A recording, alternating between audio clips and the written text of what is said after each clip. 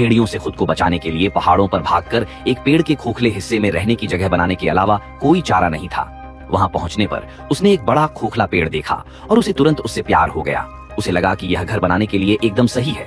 बिना ज्यादा सोचे समझे उसने पेड़ की अंदर की दीवार में एक कटा हुआ लट्ठा ठोक दिया, जिससे वह आसानी से ऊपर पहुंच सके। पेड़ के ऊपर एक बड़ा प्लेटफॉर्म था, जिसे उसने अपना घर बनाने के लिए एकदम सही समझा। उसने पास के एक पेड़ के ठूंठ को आरी से काटकर प्लेटफॉर्म के साथ सीधा कर दिया। अब वह वहां अपना घर बना सकता था। एडवांस इक्विपमेंट की कमी के कारण उसने पेड़ में छेद की और लट्ठों को सुरक्षित करने के लिए पतली छड़ियां ठोक दी। इस तरह नींव की शुरुआत हुई। घर का साइज कंट्रोल करने के लिए उसने बेलों का इस्तेमाल करके एक बड़ा गोला बनाया, जिससे वह मजबूती से अपनी जगह पर सुरक्षित हो गया। इसके बाद उसने कुछ पतली बेलें ली और बीच से बाहर की ओर बुनना शुरू किया, जैसे कोई पिंजरा बुनते हैं। उसने हर बेल को सीधे एक लकड़ी की छड़ी के चारों ओर लपेटा और कुछ ही समय में उसने एक प्लेटफॉर्म बना लिया। बेशक वह दूसरी चीजें बनाने में भी बहुत अच्छा था। सामान ले जाना आसान बनाने के लिए उसने बेलों से एक टोकरी बनाने का फैसला किया और उसने कुछ ही समय में इसे बना लिया। वह टोकरी को नदी के किनारे ले गया, ताजी खोदी गई मिट्टी को नदी के पानी से गीला किया और उसे सीधे टोकरी में रख दिया, ताकि वह मिट्टी को पेड़ तक वापस ले जाने के लिए उसका इस्तेमाल कर सके।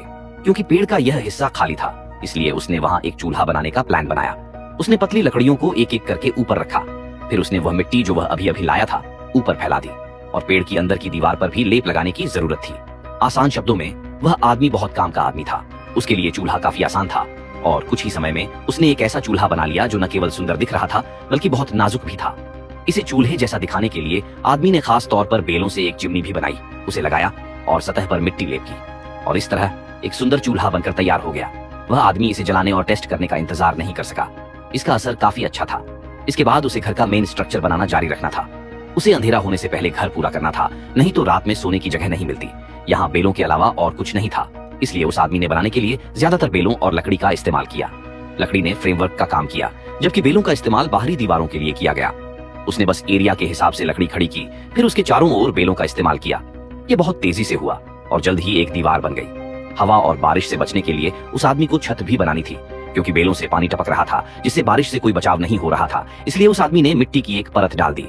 हालांकि मिट्टी बारिश नहीं झेल सकी, इसीलिए उसने घास लगे मिट्टी के कुछ ढेले खोदे और उन्हें ऊपर रख दिया। इसे छत से पानी नहीं टपकता था, क्योंकि घर पूरी तरह से बेलों से बना था, इसलिए उसमें कई खाली जगहें थीं, जिनसे जंगली जानवर अंदर आ सकते थे।